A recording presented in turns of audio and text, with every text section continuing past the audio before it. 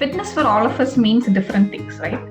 And even for me, it has meant different things at different stages of life. Like when I was 18, for me, fitness was that 36, 24, 36 body that everybody could fit all kind of nice clothes into. It was the time once I had my first kid, when I had Neha, my daughter, who you know already.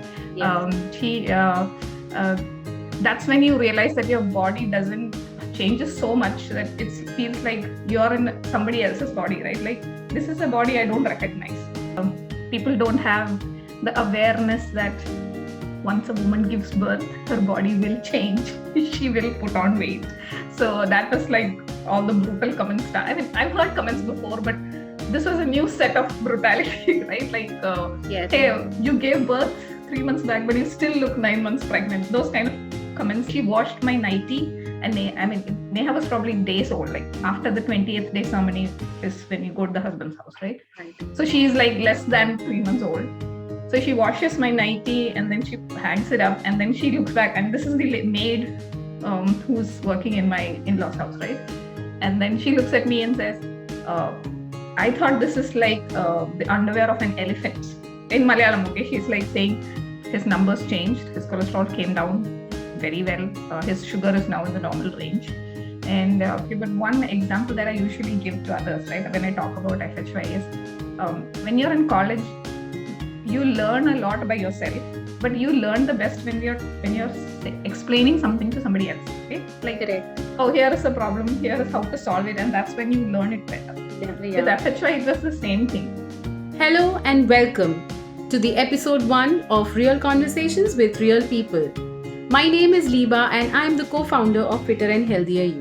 Today we have someone really special with us. Her name is Anila, who is going to share her fitness journey, her experience, her struggles, and how she has evolved over these past few years.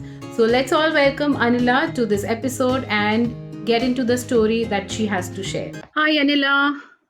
Good morning. Hi, I'm so happy that you're the first person.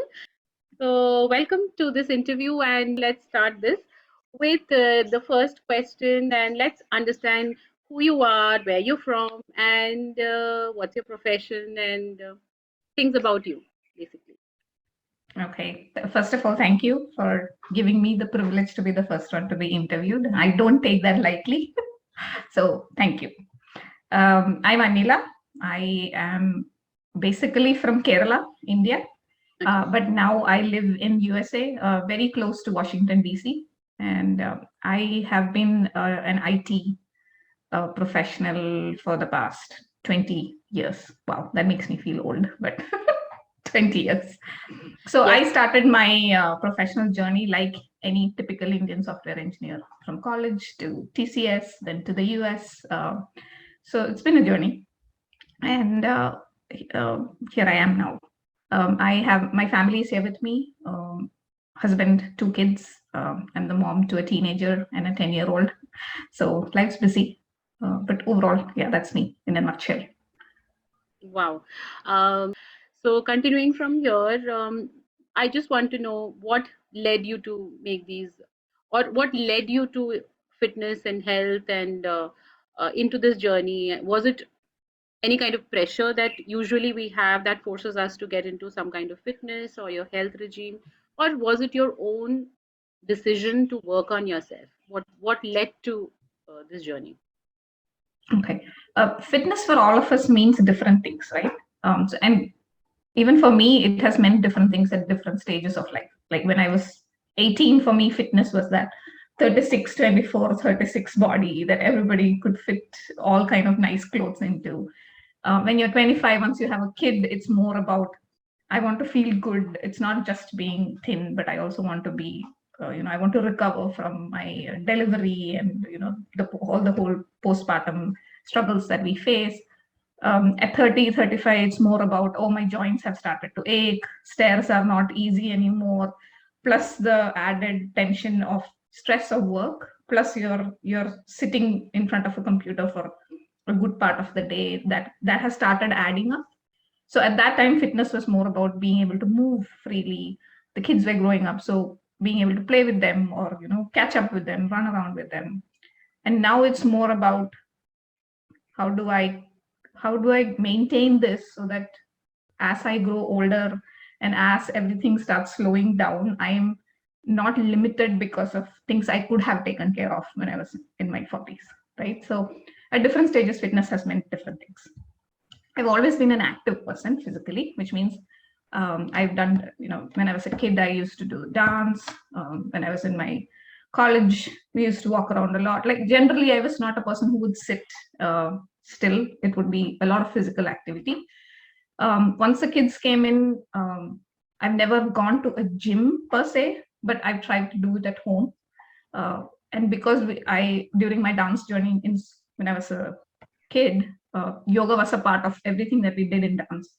But their yoga was more of a physical thing, right? Nobody taught us the mental part of yoga, but it was more of something that you did as a warm up or something that you did to increase your flexibility so you could stand on one leg for whatever, 1 second. I can 10 relate seconds. to it because even my daughter, she's learning Bharatanatyam, so warm up from the yogasanas is part of her regime also, but Correct. she's not taught it in the right way. They just do it as a warm up, as any other exercise or a workout that we do for a warm up sessions. Right. And I'm not saying that those teachers were wrong, but that is what their teachers taught them, right? So because the goal was something else. The goal was to teach dance and not asana or correct. yoga. Correct. And so it would start with like, okay, let's do 10 Surya Namaskar, and then they would have that, they will do 1, 2, 3, 4, and so that was how I had yoga. So yoga was a part of my journey even during my childhood. So I just took that, and then that was the time once I had my first kid, when I had Neha, my daughter, who you know already. She that's when you realize that your body doesn't changes so much that it feels like you're in somebody else's body, right? Like, this is a body I don't recognize. Yes. And all those postpartum issues that come up. So I started doing home workouts, which is YouTube had just started. You could buy CDs. So I would try everything. So home workouts became a part of life. But again, at that time, it was more of regaining that old body that I was comfortable with, right? The goal was to get back to shape. Yes. And I don't know what this body with a saggy stomach and, it's reacting and you have so many hormonal changes, right? So it's reacting in ways that you have no idea, like you're totally alien to this body. Basically, you're not just dealing with the body, but the internal things, the mental things, and the hormonal things, and the physical changes. You're dealing with everything, and probably we are trying to address one of it, which is the physical aspect of it. Correct. Plus, you have like a tiny human being who's totally dependent on you for survival, right? So all that. So I think at that time is when I started doing at-home workouts, because I realized I cannot go out or I can't go walking in peace, or I can't just do things outside the house. So I was trying to do it to fit it, in a routine where it doesn't involve being away from the house. And then, of course, I was working, so it had to be done either in early mornings or late nights. So at-home workouts were the easiest way to do. And so that was how I started the reason for you to start the working out fitness routine. Yeah. Plus, of course, I was in India at that time, and people don't have the awareness that once a woman gives birth, her body will change. She will put on weight. So that was like all the brutal comments. I mean, I've heard comments before, but this was a new set of brutality, right? Like, hey, you gave birth 3 months back, but you still look 9 months pregnant. Those kind of comments that, again, the loose talks. Basically, those are the loose talks that people give when they meet someone, and they just give it without any thought. They don't understand the repercussions of saying a statement and leaving the person stunned with that comment, and not that the person doesn't know about those things about themselves, about their body, but it just gives them a little more consciousness, and probably they get more ashamed of what has happened with them in terms of their body. Correct. And this was the time when social media was slowly starting, which is Orkuts and Facebooks had started coming in.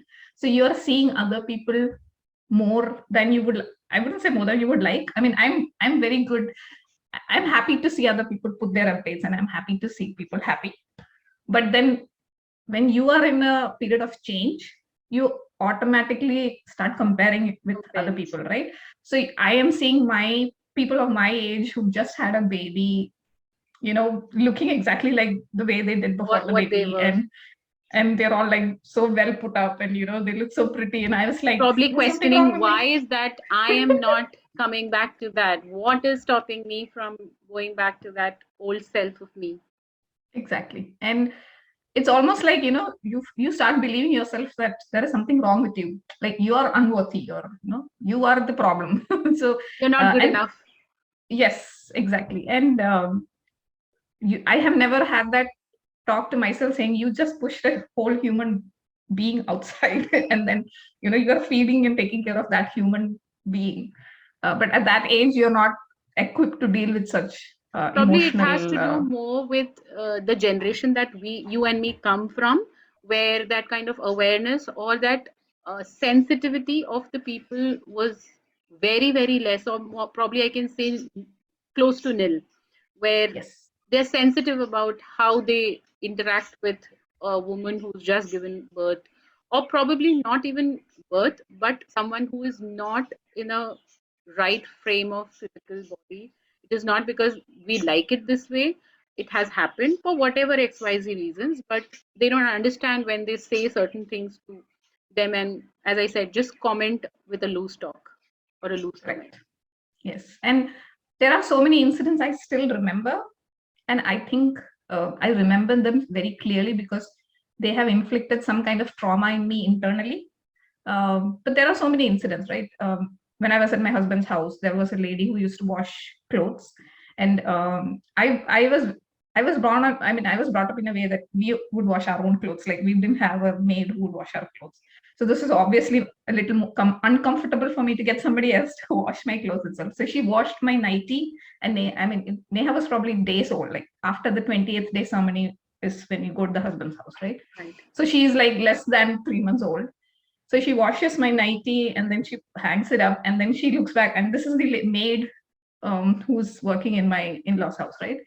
And then she looks at me and says, uh, I thought this is like the underwear of an elephant.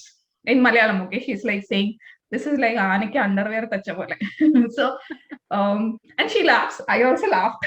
But then somewhere I came back in and I just started cried because I don't know why I was reacting that way. But somewhere it was like, come on, that's not something you would say. But I never told her that it hurt me, or anybody else for that matter, that it hurt me, right? But these are things that have inflicted trauma at some level on our psyches.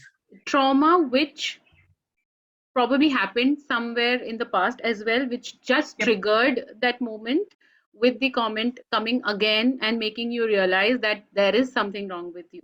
Probably Yes. somebody would have reminded you or made a comment earlier in your life as well, which got triggered at that moment. So, Correct. emotional, I mean, we will be talking about those things as we progress in the interview ahead, and I'll be talking about the mental health aspect and how things have changed with you. And as we talk, we know you have come a long way from where you were when you started this journey.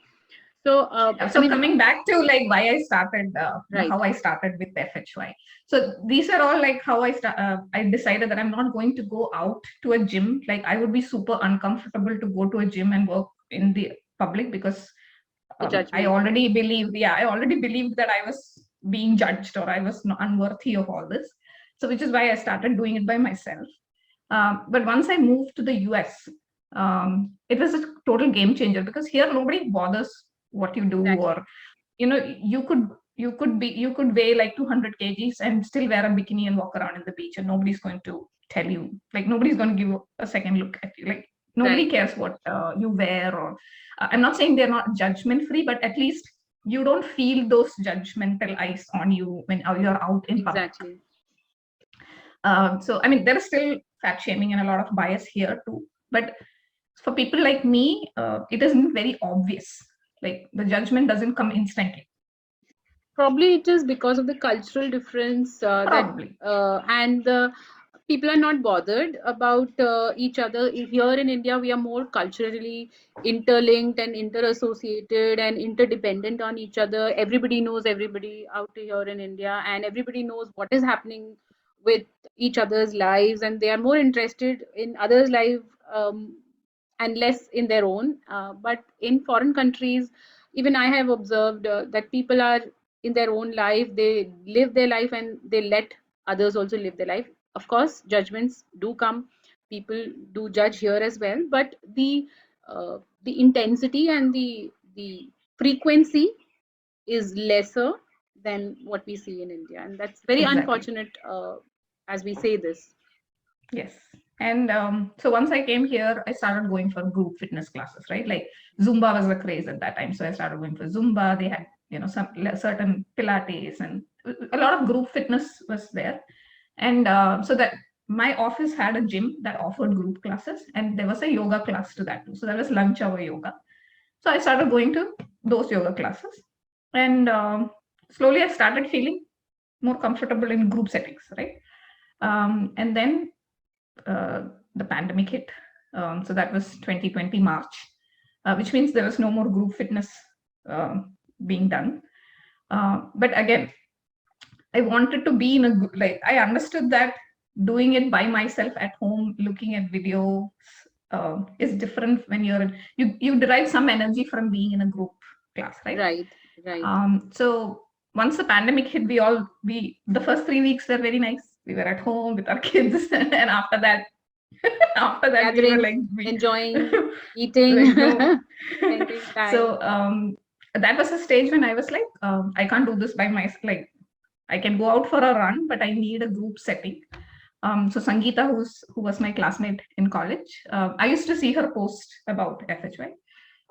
So I thought this looks like a group that I think I can try out. So honestly, you were the first online fitness group that I tried out, and it worked out pretty We well for me. started So way back in, I mean, when you say online, I really feel old myself in the company itself, because we started way back in 2017 when online fitness was very, very, like you could count them in fingers, not even like mm, two, three, four players majorly who were there, and we started from then. So yes, I can relate it to what you're saying, that the online, and the best part is by the time COVID had hit us, we were already known.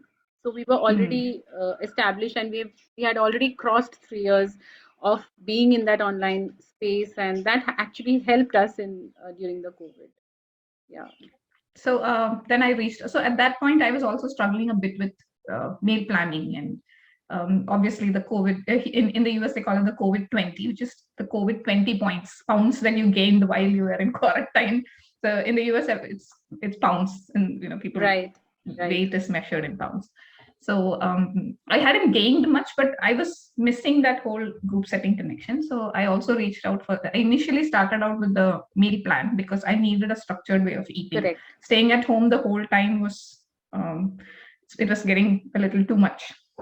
So obviously having an Indian meal plan would have helped me, right? So I thought I'll reach out, and I started with the meal plan. So that's how I started with FHY. And then in July of 2020, I joined the yoga class, and ever since I've been You've loyal, been with us. Yes, you've loyal been. So customer. this is your virtual gym, I can say, Yes, virtual fitness joint, yes, which has been there. It's like the yearly membership that you give out to a physical space. You've given it to a virtual space. That's it. That's the. correct. Also, but it's not only the physical aspect that I have gained insight into. It's a lot about mental aspects. And with FHY, the biggest advantage that I've had is I've seen so many women exactly like me going through exactly the same struggles, right? So when you go to the US group settings, you see people from all cultures, Yes. but you still see them for what they present you, right? Correct. You don't understand what their insecurities are. Some of them are, some of them are overweight, some of them are super fit. It's a mix.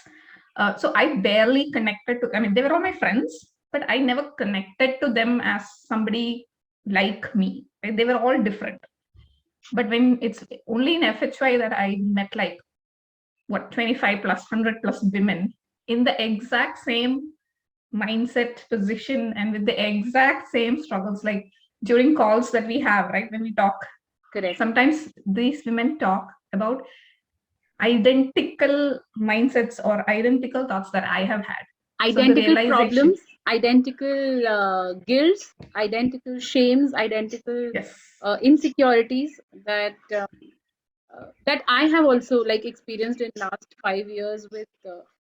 I mean, if I have to talk about the numbers, we've we've done 5,500 plus or close to 6,000 plus clients program, and each one of them has been like identical in terms of their needs, identical in terms of their insecurities, their day-to-day routine problems, the chaos, the mental issues that they are facing.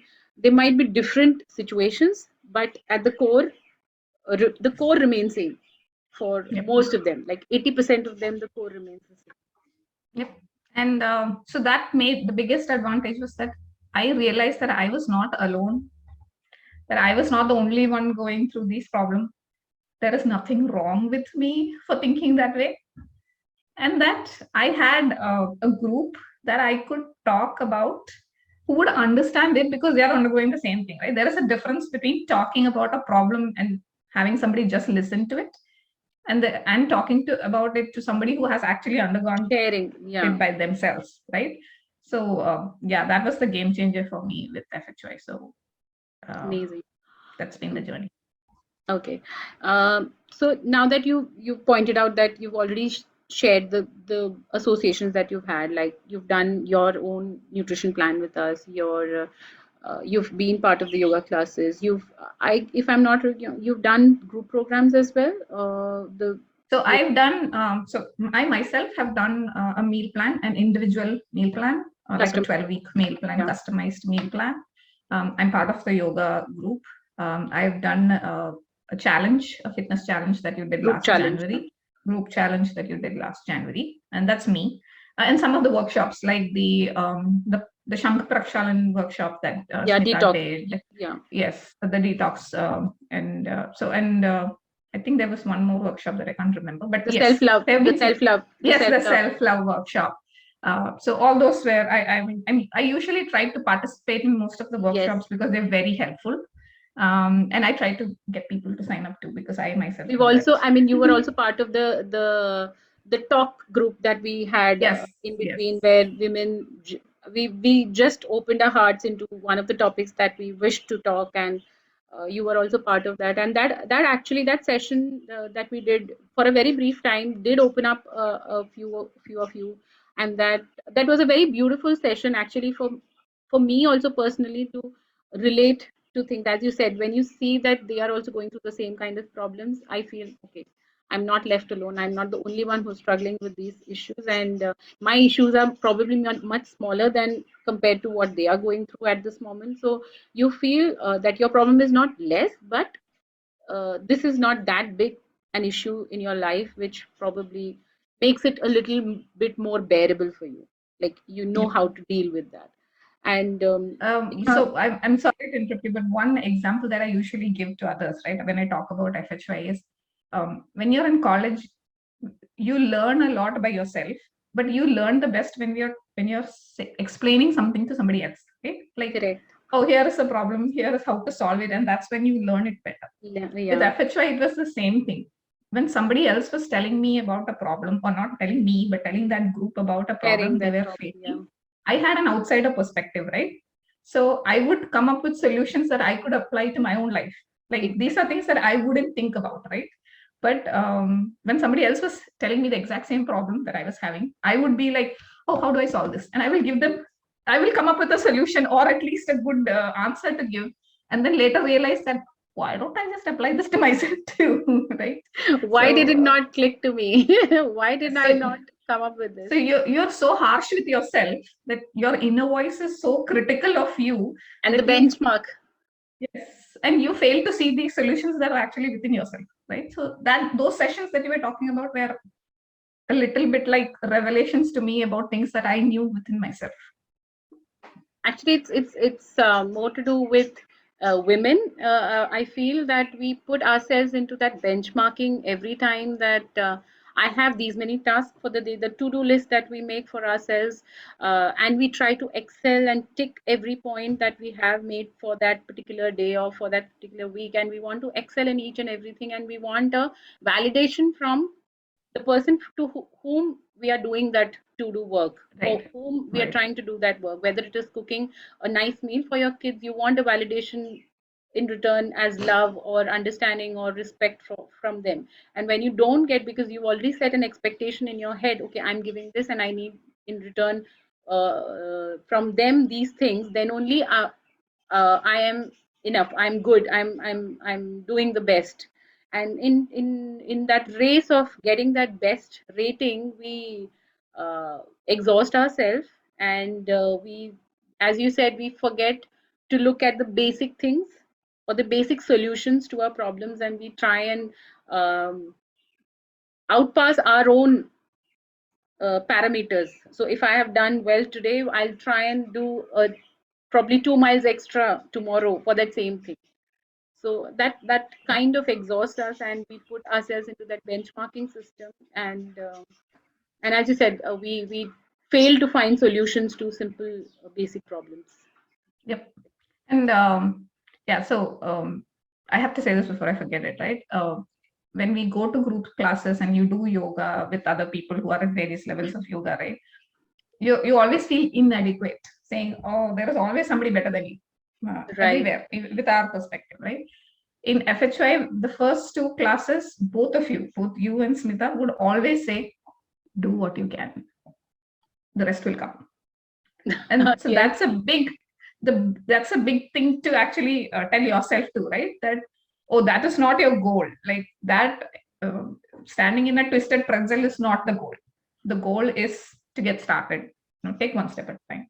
Do what you can, and that also is an asana only. It's not like you And fail that to do a and this posture. this this this, as you said, I mean, though we say it in a very very casual way, probably that is instilled into our Yes, uh, because of our own experience, because of our own journey that we have taken, and we didn't have anybody to handhold us through that journey, and we've had those falls and rises ourselves, and we know what it feels when somebody says what you can. And from there we have probably channelized these statements out to our clients also, but we don't, and rightly mentioned, you said that we say this in our yoga classes, but then you made me realize at this moment that probably it holds a lot of value when we say do what you can. It makes a lot of sense to a lot of people when we say this. So thank you for making yep. me realize that it adds value to you, and it added Oh, value to absolutely. your journey when we made those basic statements, as you said, do what you can, right? So it feels good. It really feels good, and thank you so much. Okay, so coming to the next part of it, as you said, we'll just focus on the program that the nutrition and the workout nutrition program that you have taken for yourself, and I want to also bring probably Dinesh, your husband, who's Yes, also taken the program from us. I know he's a fitness enthusiast, and he's like into a lot of fitness activity, and but what was the reason that pulled him into the program of meal plan, and for you, how that meal program helped you? I'm not talking about the numbers of scales, but in terms of your internal health, and how easy was it, how difficult was it, or was it tuned to your regular eating habits, or what was your experience of taking that meal plan? sure. So my meal plan was very much customized to what I wanted to do. So I'll start with that. I started it, of course, to regulate my eating and avoid snacking. And I do a lot of emotional eating. I do a lot of bored eating. So a plan would have helped me stick to a routine. And also as a vegetarian, there I was missing out on a lot of key Protein. things. So I felt like I should supplement it in some way, and half of the vegetables I didn't like. And when I'm the one cooking, I look for the easiest option, right? So Right. unless there was a plan, I wouldn't make. It would be dal chawal every day. So, so with the meal, for me, the meal plan was good in a way because it regulated all my meal timings. It also gave me a lot of options I didn't know about, right? For instance, the chia seeds or soaking the almonds first thing in the morning. Those are things that I never knew would make a difference. They were all game changers, right? And all buttermilk with some of the foods that we have. They were also satiating that.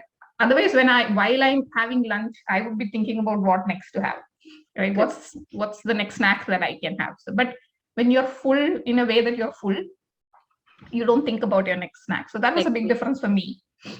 So once I did my meal plan, Dinesh, like you said, he's very active. He plays sports.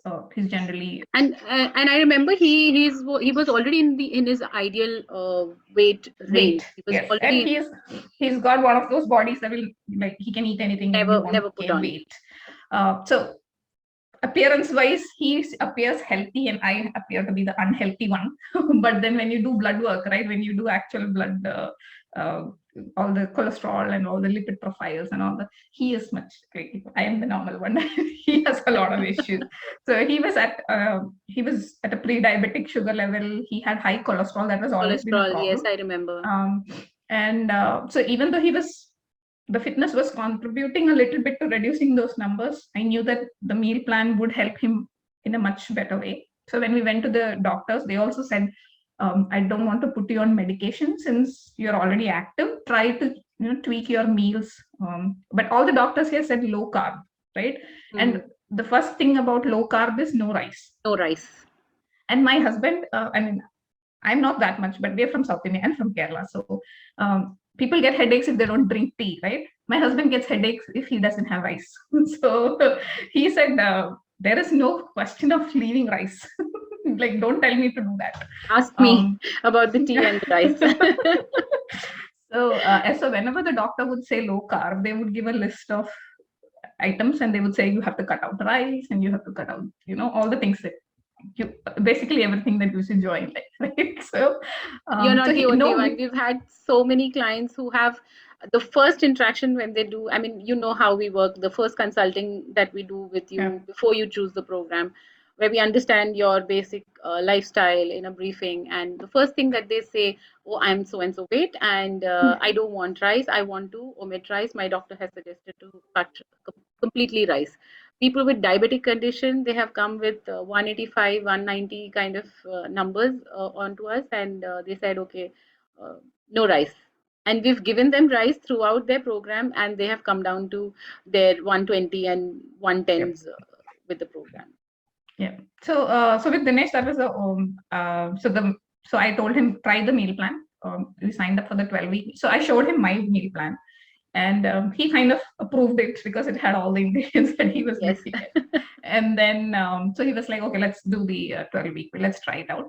And so we did 12 weeks and then extended it again to 12 more weeks. And his numbers changed. His cholesterol came down very well. His sugar is now in the normal range. And plus, what the biggest change with the meal plan was, one, the accountability that you have, right? It's different when you're doing it by yourself, but there was either Amy or somebody on the WhatsApp saying, you take pictures and you send it to somebody and they'll say, oh, this increase the quantity of vegetables, reduce the quantity. Actually he was surprised one day when Amy came and said, I think you're eating less rice. Can you eat a little bit more? And he was like, that's the first time somebody is saying that eat more rice. So, and then same thing, he got introduced to a plan which he follows even now. Like, he actually follows it. He has veggies with some of the things that he actually has a plan. I'll just cut you off when you're talking about it. Otherwise, I'll forget. The reason that we don't have a 4-week. I mean, if you see our programs, we don't have a 4-week program. We only have a 6-week or a 12-week, or then you renew it as and when you want to. But we don't have a 4-week because, and we've always, like from the start, 2017, we started with a 6-week program. Because we knew that a 4-week cannot create, though we say it takes 21 days to create a habit, but it doesn't hold true when you are doing a nutritional kind of change or a lifestyle change, kind of a habit change that you want to bring in your meal plans, because it takes time to create that habit. The first 2 weeks you have a lot of resistance I mean, that's what we've seen with so many clients, that initial first 2 weeks are like they take time to adjust to the things that they have to Yep. change around their in their kitchen in terms of their eating and their cooking habits. So 2 weeks takes on that, and then the remaining 4 weeks helps them to gain that momentum from that first 2 weeks. And by the time 6 weeks are over, people know what to eat, how Yep. to just go in that flow. So that was one of the biggest reasons that we never had any. And 4 week is like people come, okay, I have a shadi to attend, I want to reduce 4 kgs, 5 kg, or I want to reduce or get inside a lehenga, and I want to take a. So we straight away, like in 99% of the cases, we've said no, unless there has been a some kind of other reasons where we feel okay, this justifies for them to take a 4 week program. Yep. Otherwise, we've always like we the thought behind that 6 week program is so that it goes into their system, it goes into their habit, and people, as you said, Dinesh is still following the same because he's already Yes. like tuned to that kind of setting. So Yep. I'm happy, And glad that as people who live outside India, right, where a lot of we had a little doubt that will we get everything, everything exactly. that. But the good thing about the meal plan was that nothing was unfamiliar. So the first main part was that it was already the food that we are familiar with. These were all part of our daily. We just So needed what to were you eating? customize If in I it. have to ask you, what were you eating in your meal plan, in your nutrition program with us? So breakfast was South Indian typical. You can have those. Like, there are so many options, right? You can have those uttapam, idli, anything. There is no Appam, idiyappam, I full think idiyappam. anything. And I actually asked because I love puttu and kadala as a Malayali, and it was not in the plan. So I came back and asked So them, putta like, is can we nothing add but the steamed rice, guys. So steam? Yes, whoever is yeah. watching, the kadla So is basically the chana, the black chana curry that we, kala the chana kala curry, chana curry. So and we it was have not in a the plan. So yeah. I went back and asked, can I incorporate it? And yeah, of course, like, it was immediately customized and said, do so and so, with this amount. And that's it. Like, whoa. And even I always say, my meal plan even had a Maggie one day. Like, I was Yes. so surprised. I was like, I've never seen a meal plan with Minus Maggie the with masala veggies. packet. Yes, yeah, mine, of course. But it's more of doing the moderation, Cravings, right? yes. You're It's satiating moderation. your cravings and not omitting things from your life just Yes. because they are. I mean, we never said no to even junk. I mean, the Yep. weekly treat meals that we Yes. gave you, that that actually brings a that's a game changer for the program that we gave, and people are happy. And that's kind of a reward system that we have created for doing well during the week and being able to enjoy that one meal that they have been craving, whether it is biryani, whether it is your McDonald's, Yes. whether it is your, Mm. I mean, whatever that you wish to eat during that weekend. So, Yep. So I'll say the main points that worked for me in Dinesh. One, it was very familiar. Like there was no quinoa, oats, porridge with exotic there's veg nothing with wrong with those kiwi. things. Yeah, there is No, but nothing I'm as, saying it's familiar. yeah, So the your taste usual. buds are familiar to it. So it's not like I have to train my mind to eat that. It just comes naturally. Okay, idli and chutney is something that I can make and I I mean, can you don't sustain. have to make changes in your grocery list. Yes, You don't have to change your storeroom to create a meal plan which gives you fitness, is what correct. I say always. You just need So to I'll say alter. familiar, sustainable, because I can do this meal plan even without sending pictures to any. Like it's That's the something motto. that That's the core. The pass. I mean, probably you're not aware. We our core value is, or the offering that we have is based on the system of pass. Pass. P for practical, A for accessible, A for affordable, and S for sustainable. So yeah. the program that we have created from day one till today, we've been like 5 years. It's practical, it's accessible because, as I said, it's from your kitchen. It's affordable because we don't give you any fancy stuff that you have to shell out extra from your pocket to Mm-hmm. get fitness. And we don't say, I mean, obviously you get benefits from those fancy stuff also, but you Yep. don't necessarily have to shell out Eat it. from Yes. your pocket for those things and to gain fitness.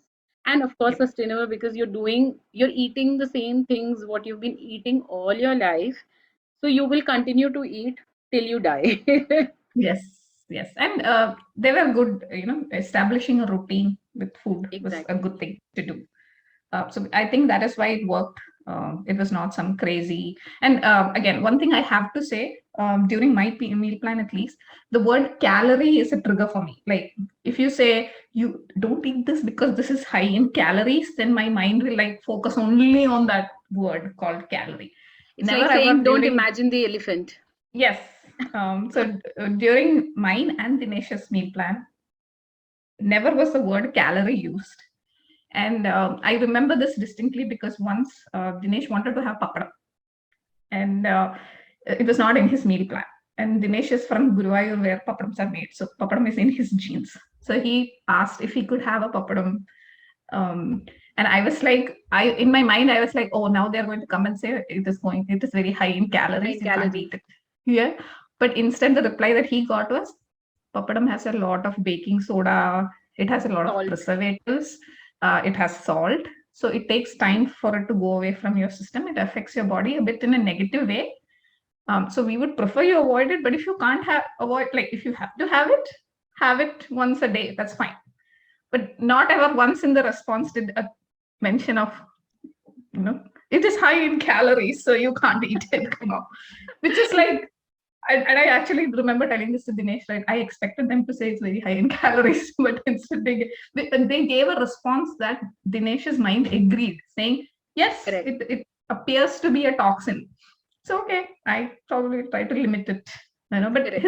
his mind kind of adjusted to Basically, that food is not an justification. enemy. I mean, we don't have to create that relationship with food and look at it like from the calorie perspective only, but look at it from a health perspective, like how much of it is going to help me, and how Right. much can be eaten in moderation. That Yep. judgment creation is what we have always tried to build with customer. And when they ask for certain things, and why this, why I cannot have this, or and there always have been the answers coming from.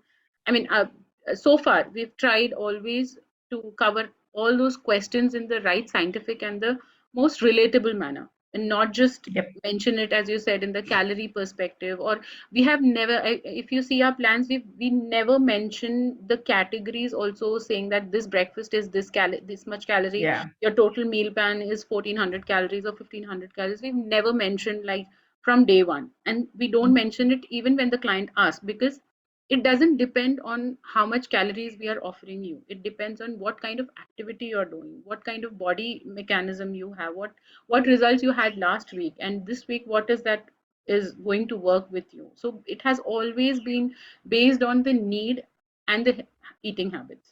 Yep. And again, it is always very available. Like you have, as a woman, I have major PMS, and all those cravings happen during your period. And I could text them and say, I'm having a problem, I feel like eating chocolate, what do I do? It was almost like SOS, right? Like, I don't know, I may just binge on big chocolate bar right now. And then they will be like, just have a And piece so of just have a piece of, jaggery. Yeah, yeah. jaggery, and you'll be fine. Like, let me know if that jaggery doesn't work. Have a half, like, don't fight it, have half of chocolate, that's fine. Like, if chocolate is what you want, you have to have it. That was the kind of Correct. response I was getting, instead of, no, think about Restrict, yourself. no. Yeah. So it was always like work with very customizable and very suited to my needs. Right. Thank you. I mean, I'm overwhelmed. I am over the moon right now.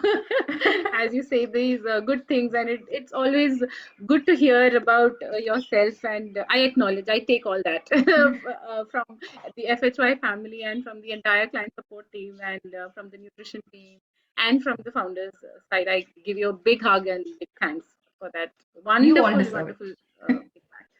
Okay, coming to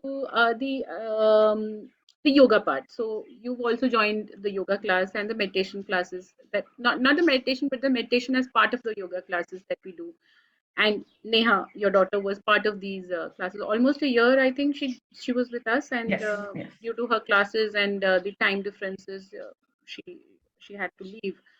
But as you know, I mean, so what is the difference that you see? You, as you said in the initial interview also, that you've been part of these classes in the physical setup as well. So we aren't comparing them, or we're not going to talk about what they didn't do as part of their program or the classes, but probably I would like you to talk about the things that helped you and what made the difference in your life. Those classes that you do with us, the yoga classes or the meditation class, how it has been different for you. Okay. Yeah, I have been to the yoga classes, and again, I don't think they were wrong, but I will, from a attendee perspective, I'll tell you. The difference is that there is a yoga class that you repeat, say, twice a week or whatever frequency that you have. You do yoga and you come back, right? Or you do what you believe is yoga and come back. With FHY, the difference is that it's actually a journey where you see the difference, not So because somebody is showing you the difference. before we talk about the journey, I would like you to tell the audience or the viewers about the the mindset that you came up before you joined the FHY. And I clearly remember the conversation, especially with you, because we were kind of scared when you said you are from US, and you've been part of the yoga journey prior to this, and you've been into classes physically in US, and we have a certain uh, concepts in our head that okay, the foreigners, they do amazing yoga, the most amazing bends, the most amazing headstands and everything, and you've come and learned from them, and you're coming to us. So we were also like kind of intimidated, if I have to say, when you said you want to join us, and you were also kind of uh, from that perspective, you were coming, okay, I have done yoga, so I'm looking for class where I can um, learn it further ahead, and those, so the mindset that you carried before you joined us, and the journey from there. So Yeah. So before coming in, the one of I always say I have imposter syndrome, which is like I always think somebody is going to call me out, that I'm pretending to be something that I'm not. So when I came into yoga too, it was the imposter. The good thing about imposter syndrome is you never believe that you're good at anything, right? So correct. when you said when I came into the class, I was thinking that I am going to get blasted because I don't know it. Like I have been attending yoga, but I'm not an expert at anything, right? And probably I we don't were have the dying of strength. imposter syndrome ourselves in our head before Yes. you joined So us. so we both were in like the wrong impression. Correct. But yeah, the first class, how it typically works is when you join in, you'll be taken to a breakout room where one of you will explain the basics, the forms, which has never happened to me. Like nobody has ever corrected a form with as much detail as with FHY, right? And I think I've told you this before. In my yoga classes in the US, they would always say relax in up downward dog, which is basically you're standing like a mountain inverted. And I was like, how do people relax in this pose? Like, what are you saying? I'm standing upside down, and how can I relax? Right? And they were happy to spend 30 seconds or 1 minute in downward dog when I can barely hold the pose, right? My shoulders would start shaking. And then when it was during your class that I realized there are a lot of form corrections that I had to do. And now I get it when people say, relax and take a break in downward dog. Downward Because dog. now, after a year, is when I realized that I have built that mobility and the correct form where I am able to consider it a break, right? That I can hold it for a valid amount of time. The second thing was child's pose, which is again a I was relaxing coming to pose. that child pose. And anybody who asks me what is the game changer with FHY yoga, I will say child's pose. Because very recently I did it with my sister too. So child's pose is basically where you're sitting like a rabbit with your and Basically with your knees it, down and your yes, chest over the knees. yes. And because we all have bellies, when I sat in the We all child's have pose, bellies. We all have bellies. yes. And when I sit in the child's pose, I would be breathless, and my ears would start ringing, and the nose would get blocked, and blood rush to the head. I mean, it was like chaos in that so-called relaxing pose, right? And then again, I think it was the second or third class where you asked us to go to child's pose, and I was like, oh, here comes child's pose. What do I do? And then I heard, just widen your knees to accommodate your belly, and I was like, what? And then when that happened is when I realized, okay, this This is also is relaxation. called child pose. Yes. And this is relax. So that was like, again, this was a pose that I could do and I could actually relax in. Like, this is a basic, it's not any physical, intensive Not a pose. rocket science, yeah. Yes, and it's a basic pose that you should be able to return to when you're tired. Correct. And that was like, I would say, absolutely mind-boggling for me, that you could widen your knees and actually relax in child's pose. So child's pose and downward dog were no longer the battle that I was facing, right? And then slowly, so the mindset that I came in was, with yoga has to be doing 108 Surya Namaskar. So because that's what you're hearing from, again, social media or other classes, headstands and all that. But what you told me was to do what I can, and even one round of Surya Namaskar is one round of Surya Namaskar. It's an accomplishment. If you can't do one round, if you just did up, hands up and down, that is also it is, yoga is what you can do, not what you can't do, right? So everything is an asana. That's what you taught us. So that is where it has been a journey, which is, I started off somewhere with so many inhibitions, believing that I am physically limited, or I am in this overweight category which doesn't qualify to do yogasanas, or there are things that I have to do that these Instagram influencers post, and unless I do that, it's not yoga. So for me, it has been a journey of appreciating what my body can do instead of focusing on what it can't do. Can't do. Right. Exactly. So we went from not being able to do downward dog to today I can, at least I have the mental strength or the confidence to attempt the headstand, which is not a small thing. Like now, when people look, like when they say, "Oh, you are doing the headstand, you are so great," I have to tell that no, Rome was not built in a day. Yes, it did not start in one day. In fact, if you had told me, like in July 2022, that you will be able to do a supported headstand in January of 2023, I would have actually laughed at you. I'll be like, what the hell are you even talking about, right? You would not have believed that statement or that. So the journey has been that it's not that I was in, like, I'm able to do all these complex asanas. It's the fact that I trust my body now, that it may not look like the perfect version of somebody what you else. see But on social media. Yes, but it can do so many things that I never knew it was capable of doing, right? And then again, the biggest difference is, you or Smita never say this is the end goal.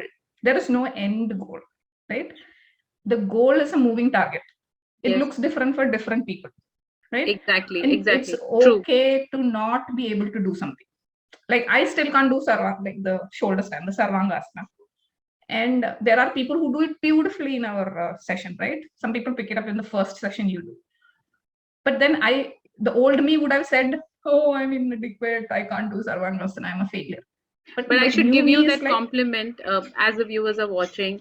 I mean, she has been a wonderful student, if I have to say, though we come from the same age bracket. But as a student teacher relationship, she has been the most flexible in her mental strength. Like, you have been the most flexible in your attitude, and you've surrendered yourself, as me and Smita always say, that you've always surrendered yourself to the flow that we create for the day. You've never come with a preconceived mindset that, oh, I am bigger than the others or I'm smaller than the others. You just take it like instruction by instruction, and you just go with the flow, and you just go without any judgment. So that resistance and that judgment is absolutely zero in you, which has helped you in your journey in last 1 year. And that credit, I have to give it to you.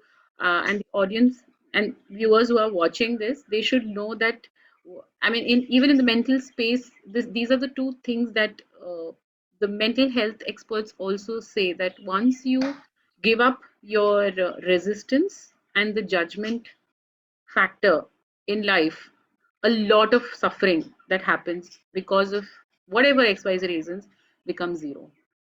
So whether it is the suffering of your mental space or your physical space that you have. So because you don't come with that resistance and that judgment about your own self, You've been able to see your journey progressing from that child pose, from downward facing dog, to the splits that you've done, to the complex asanas or the complex flows that we've done in last 1 year with you.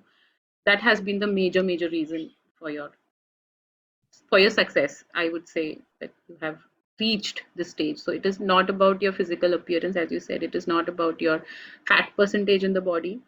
It is all about your the mental space that you. But I have to, again, I can't take all credit for it, because the instructions that you give, right? Sometimes you say you have to get from point A to point B. You know you have to get from point A to Exactly. point B, but you don't know how to get there, right? So most of the time, your and Smita's instructions are spot on, right? Like you'll say, first put your right leg up, then then once you're there, then go to the next step. So it is so sequential that you never realize that I may be prepping for a major course, right? You guys give basic instructions step by step. That when you get there is when you realize that, oh, I got here, right? Exactly. So that is the biggest difference between your class and some of the other classes that I have been, where it is so much focused on what you can do, right? There is no goal, like it's a moving target, and you guys make sure that we don't feel like we are failures, or just because you can't do so and so asana, or just because your legs don't reach here, what you're doing is wrong. Instead, either you give hands us not meeting the toes, or the nose not meeting the knees. Yes, and plus we also see you struggle, right? I have seen Smita and you struggle with some of the poses. That gives us like, oh wait, like these are the struggles that we.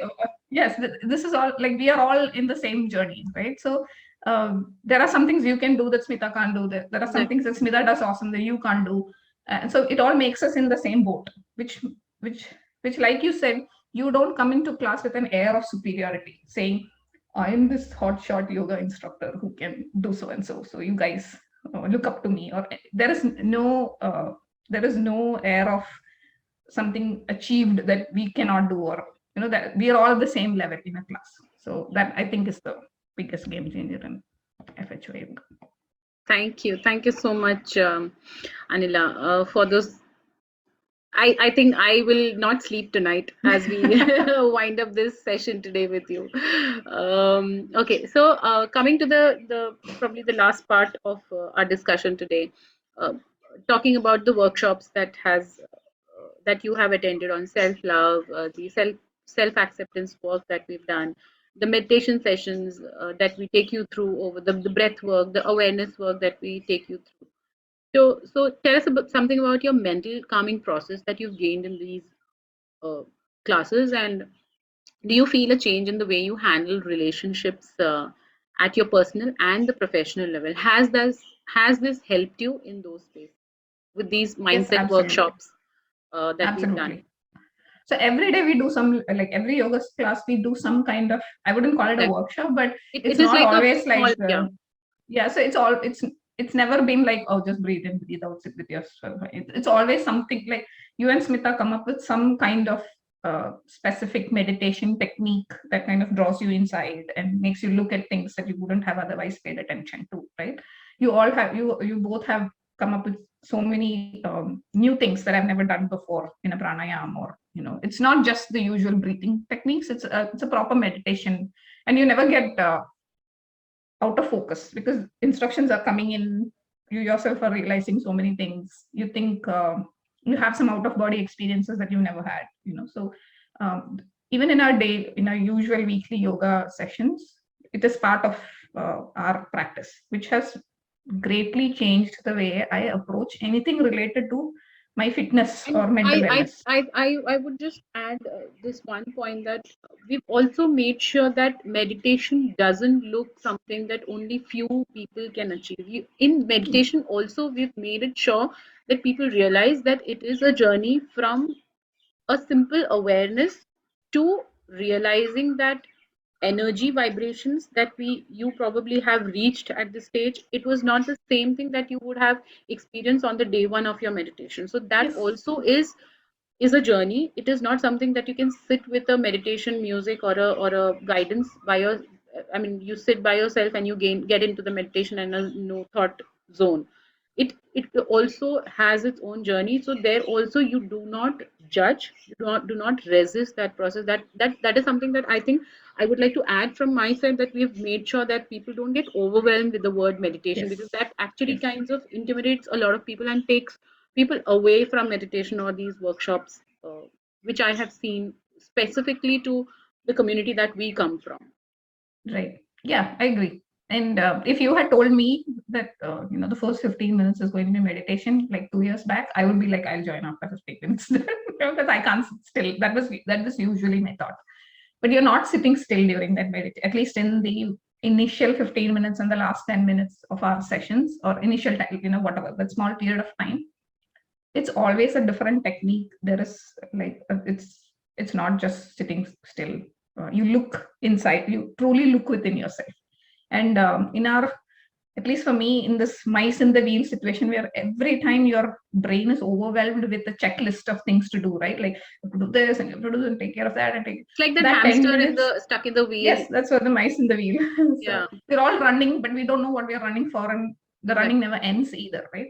So that 10 minutes that you spend with yourself actually kind of set, for me, I do the morning sessions for me, right? So Correct. it sets the tone for the day, which means I have calmed down a bit. I know what are the important things to take care of, and I'm in tune with myself. It's not total chaos here. And that has come over the 1.5, 2 years that I've been with, right? And the workshops again are very focused on certain topics. The ones that are in the class, they happen, but the workshops that I've attended are usually focused on some of the things that we barely address, right? And very open-ended questions. It's not yes or no question, or it's not like why is Just so that yeah, good or bad. yeah, it is more of you tell me what you think is the answer, right? And then it just starts. Once it starts flowing, it just flows. So there are a lot of things. It happens that you get a lot of revelations about yourself during these workshops. You realize a lot of things about you that are good, and a lot of things that are probably areas of You need to improvement. work on. Yes. Yes, but never have I come out of a workshop without anything. Like, oh, that was like I've never felt that. It was always like, ooh, that was like a brainwave moment. I didn't know that about myself. I have seen emotional breakdowns during the workshop where women have felt so safe in that environment that they And talk about to our surprise, the strongest of the women that we know yes, have, I mean, including me, where I thought I'm like a very strong person mentally. I did break down during one of the sessions, and there were so many others whom I thought are like very, very strong and very clear-headed people. and again, I think it's because we as women don't have venues to talk about ourselves. We are trained to not talk about ourselves, right? Whatever happens, if you're the woman, or if you are the person managing the house, your needs always come last. Hush it down. Make sure that everything else runs, but you have to be the last priority. Don't even think about yourself. That's how we've trained ourselves too, right? Right. If the kid falls sick, we will like not hesitate to take them to the doctor. But if we have even a nagging pain that has been there for a year, we'll be like, we'll do it It's okay, tomorrow, leave it. right? Pop a pill and yeah. Yes. So I think these workshops are a great way for us to get in touch with that person that we've left somewhere during maybe college days, right? Where it was just us. Right. So it's a great workshop to bring back all those feelings and all those hidden things that you've never addressed.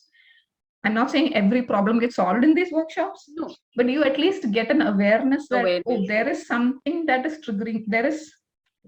It's not just my hormones, or it's not just random outbursts of anger that I have.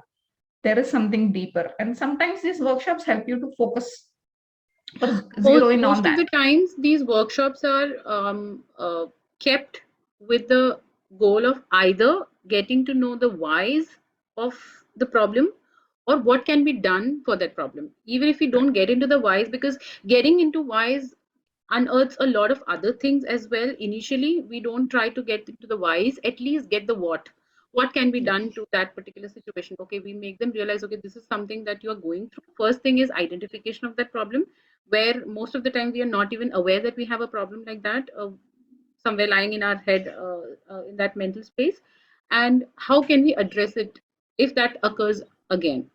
And Yes. then we get into the whys. Okay, this is because of this reason. Probably this is because of some childhood issues, or this is because of that trauma that you have, or something that has triggered in the past. So getting into the roots is the final thing that we try and Yep. do in these workshops. And we will be coming up with these workshops, and I mean we will continue to do those work in that space, because we've realized in past 4 5 years, with what we have been giving in this space as part of the fitness, as we have always done nutrition and workout in yoga, we've always taken care of the physical aspect of it, and most of the people are doing that. But what we want to bring from our side, uh, from the experience that we carry, is also address the mental aspect of it, because that is Yes. something that we need to, as I said, the habit creation from the physical aspect is one thing, and the habit creation from a mental aspect is a secondary, though it is a secondary thing, but it is the most important thing. If you're mentally strong here and mentally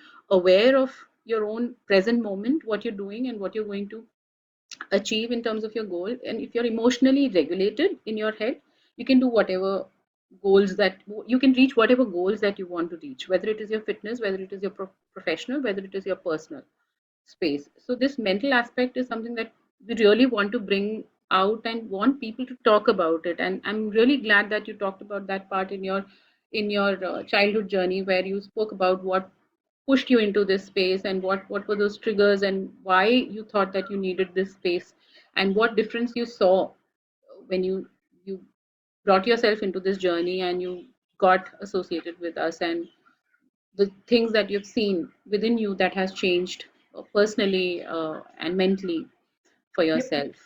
For me, truly, it's not like I'm saying this just for the sake of saying, right? It's truly a family now, Guys, this is right? not a Where paid promotion. yes, This is just a no, heart to heart talk that yeah, we are doing. and it's truly a family now. Like we are a very intimate family. I'm at a stage where I've done 1.5 years with you, right?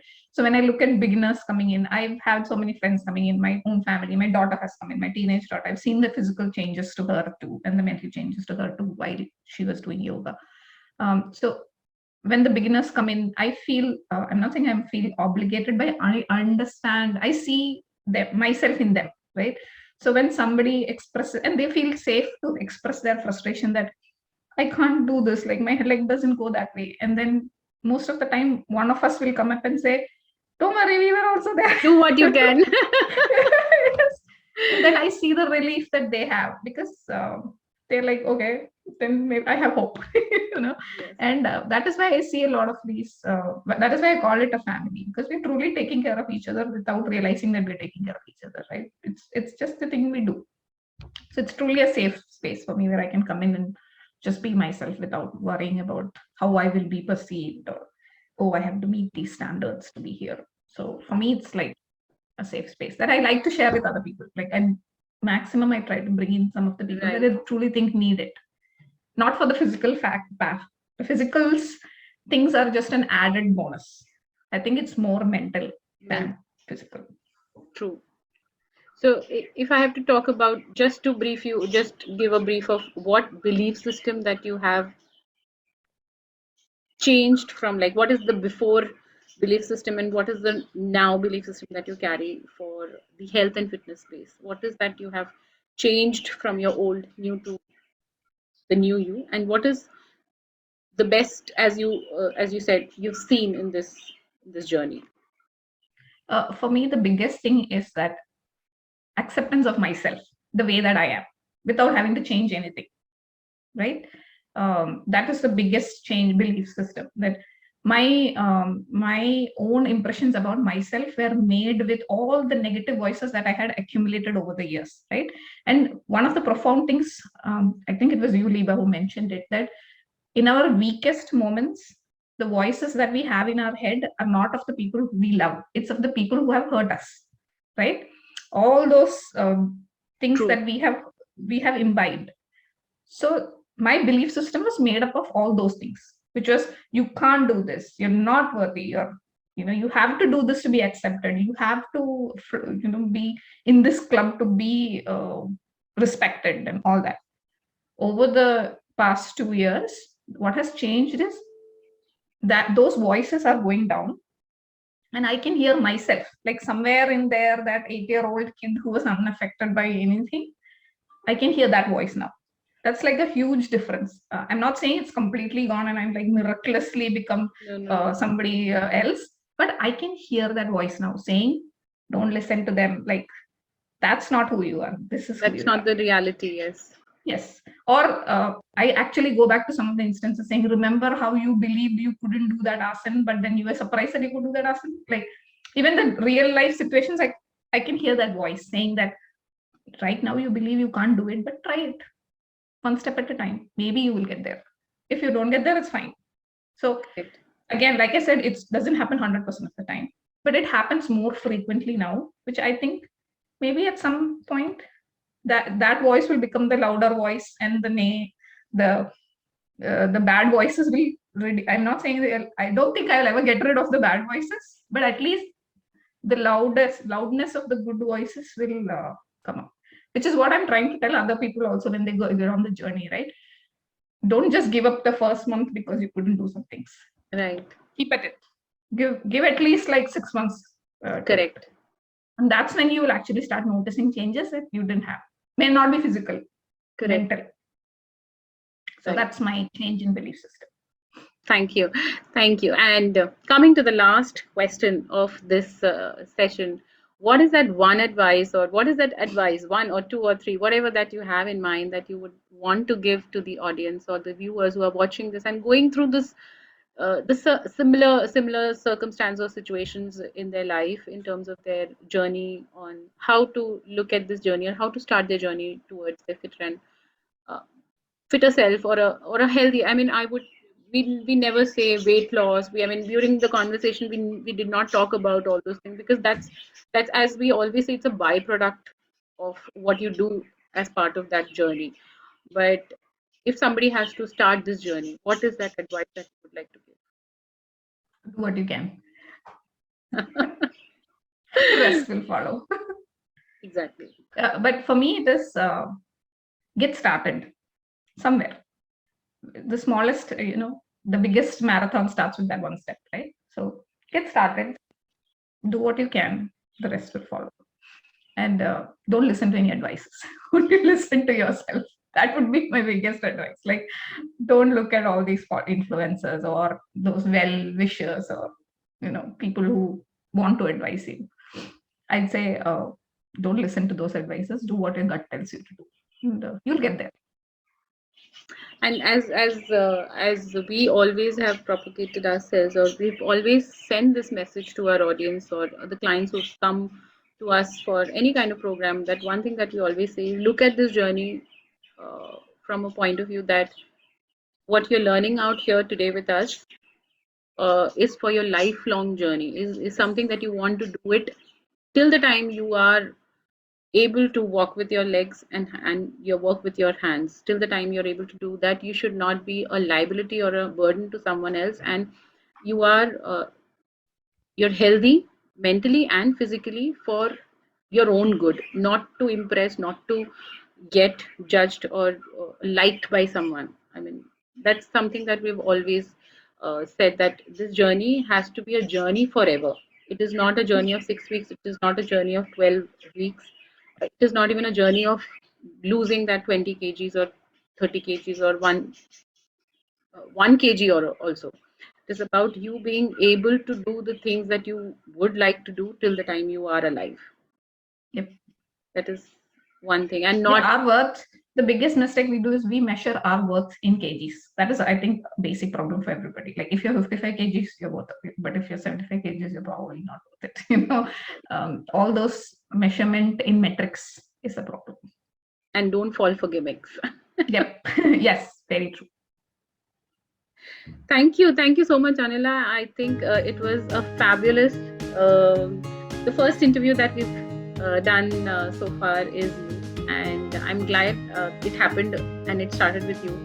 It has really pumped us up, and it gives us or puts us into a space where we feel proud about what we're doing and the impact that we're making into other people's lives, and how you guys are affecting us with your positivity around and making us a part of your life, treating us as family.